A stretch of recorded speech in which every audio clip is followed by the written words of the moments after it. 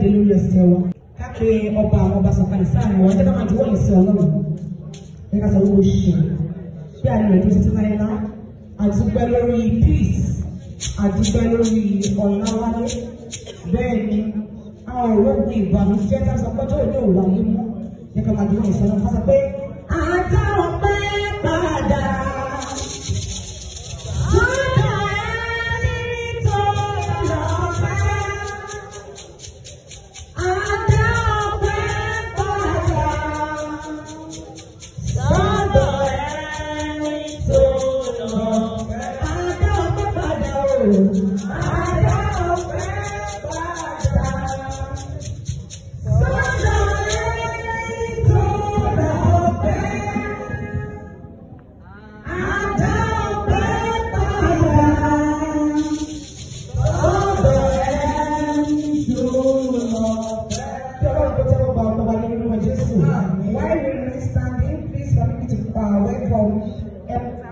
To give us a short opening prayer.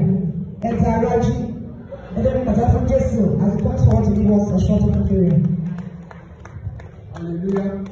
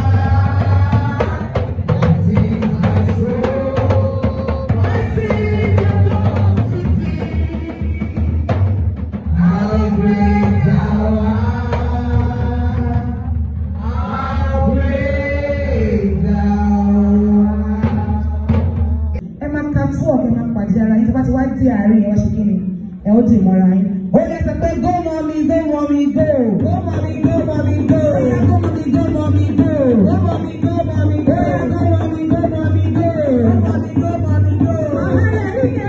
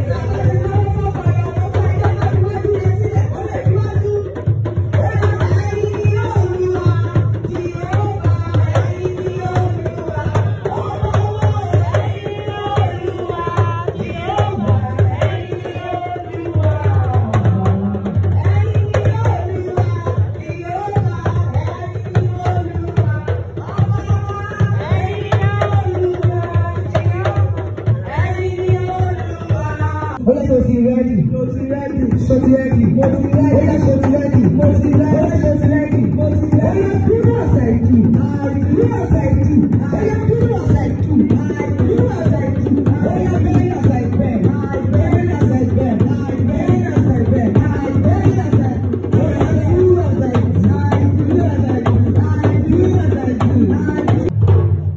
Ẹ̀rẹ̀ fún mi, ọkùnrin àwọn ọkọ̀ owó ẹ̀dẹ́ ìdìbò nílé lórúkọ Jésù ọwọ́ yóò lè dìbò tó lù. Ọwọ́ tó kàn sókè àfikà owó ni a fi gbé ọmọ Jésù Kristi Olúwa wa. Ọkọ ìyàwó ní ẹsẹ̀ méjèèjì síwájú kẹ́kàrí. Òṣè ṣùgbẹ̀gbẹ̀ bàtà lẹ́jì ṣùgbẹ̀gbẹ̀ bàtà lẹ́jì ẹ̀rọ mi tán 260 àbí 180 ló bẹ̀. Ọkọ̀ ìyàwó bẹ́ẹ̀dì. Bẹ́ẹ̀dì ọ̀dẹ́dẹ́ fún mi tẹ bá lọ́kọ̀ ìyàwó ìdáadáa. Bẹ́ẹ̀dì yàrá yé. Òsùké lẹ́yìn òsùké wájú. Lórúkọ Jésù kò ní rẹ́gùn àìsàn. Onírògùn àrùn. Ọkọ̀ ìyàwó bá sókè díẹ̀. Now, wà á ṣe ìbọnbọ̀n mi. Oya to the left and so to the right. To the end. So the end. Oya to the end. So the end. Not ṣe ìbọnbọ̀n mi díẹ̀. So the end. Oya ayé. Ilé ṣe. Ilé ṣe. Ilé ṣe. Small bọ̀nbọ̀n dey shake you. You enter. And of the song, ẹnu síwájú. And of the Holy Spirit, ẹnu fẹ́lẹ́fẹ́lẹ́. Are you ready? Ẹjọ́ èmi ọ̀rẹ́ mi ló ṣe nǹkan mo ṣe all of you. I will find you all. Are you ready?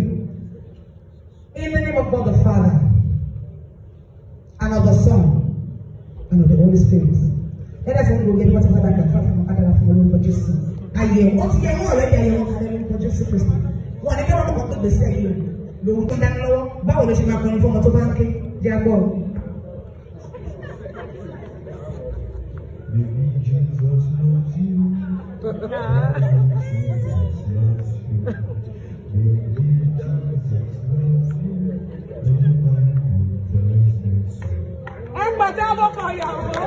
Ọmọ Jésù ni ọmọ yẹn kò sọ fún mẹ́ta kò sí ìwé ẹ̀kọ́ lè sọ áàsùn lọ ní kòkó rẹ̀. Bẹ́ẹ̀ ni because Jesus Christ is the Prince of Peace. Ọmọ yẹn máa wà peaceful.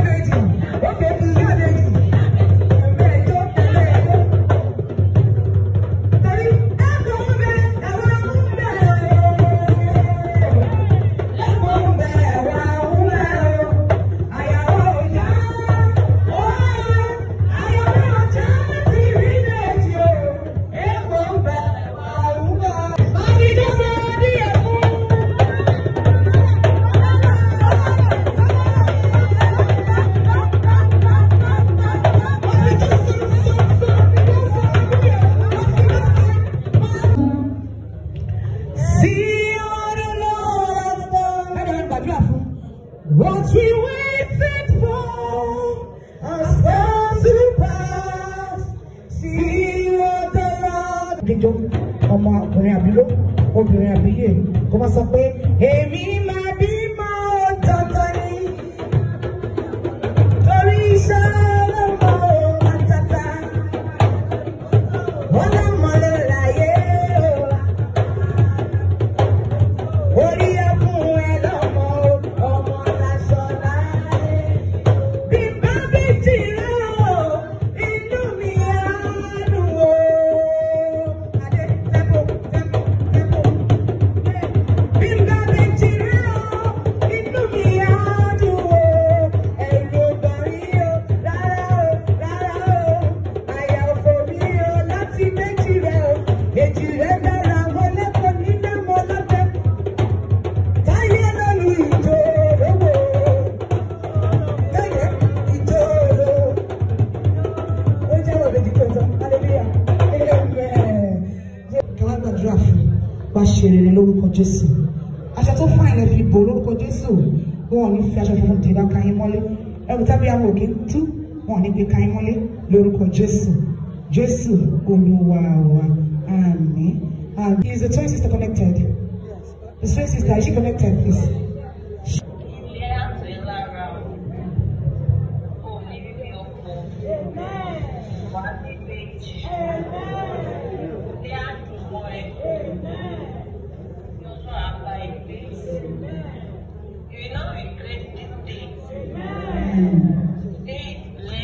Amen.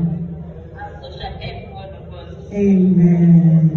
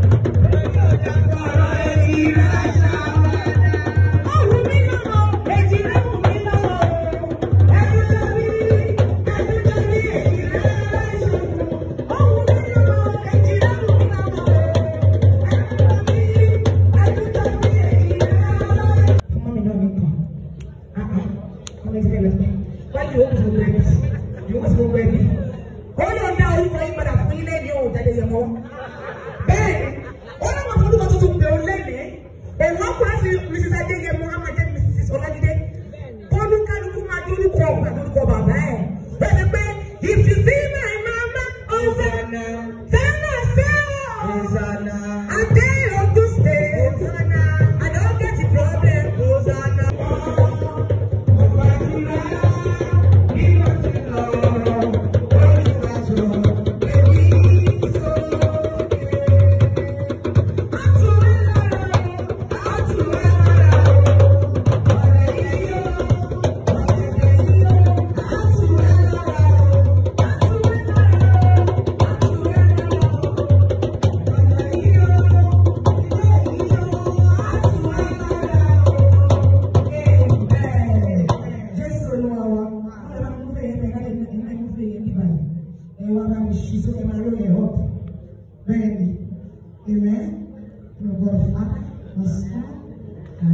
Holy Spirit.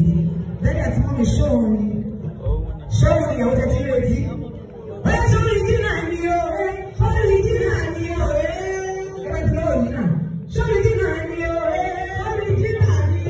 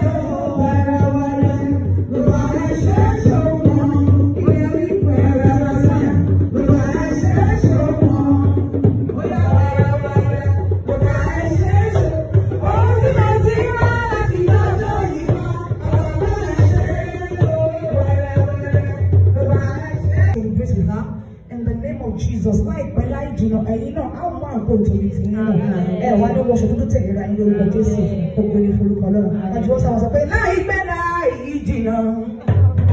I already said, I should go up.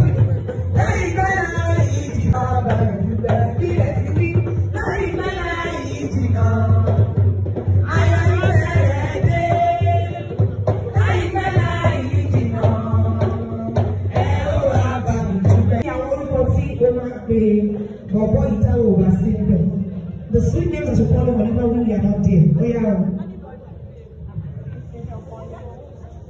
Let's go. My baby.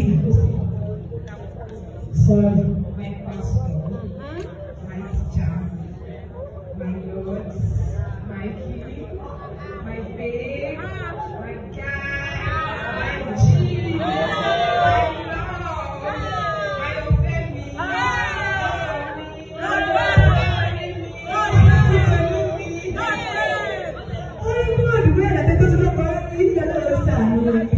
See my husband,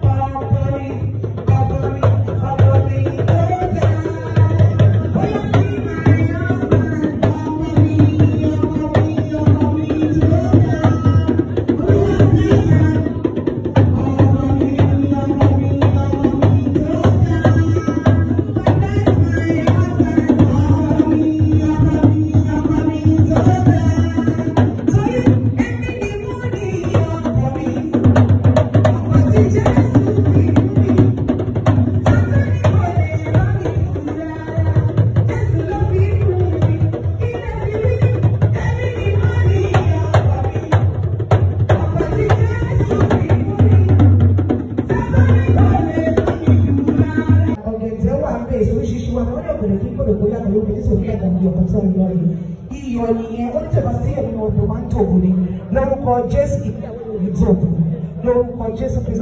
The Lord will be with you and your husband in the name of Jesus. Let's see one day, because I know that you will just go and car. When you call this, I know that you will see dear Lord. Because it's for Colon.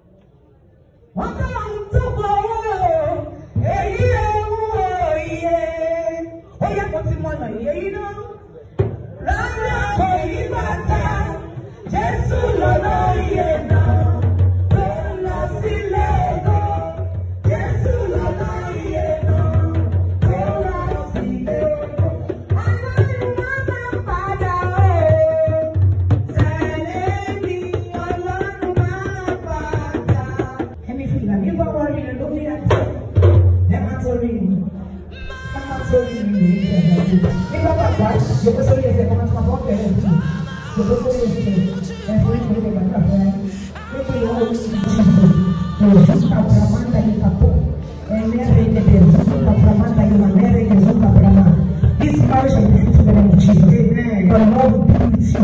He will be your partner in this marriage. He will never abandon you in the name of Jesus. In Jesus' mighty name, we have prayed. Amen.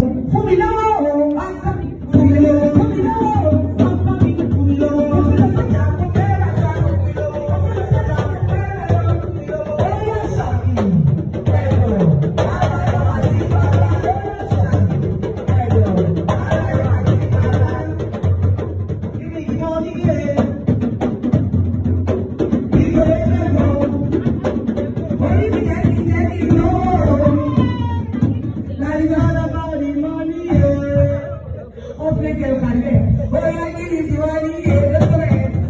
name of God the Father, seek for the fingers, and of the Son, pleasing everything, and of the Holy Spirit. Do you like the ring? You have a son. Do you like the ring? Please say thank you to your husband. Say thank you so much. Okoyawo, kiss the ring, please. Please kiss the ring. Beautiful. Kiss her forehead. Kiss her right cheek. Left cheek. Her chest. And beautiful stomach that I'm going to bring beautiful children. Amen. Oh yes, Shaka, give me the Shaka.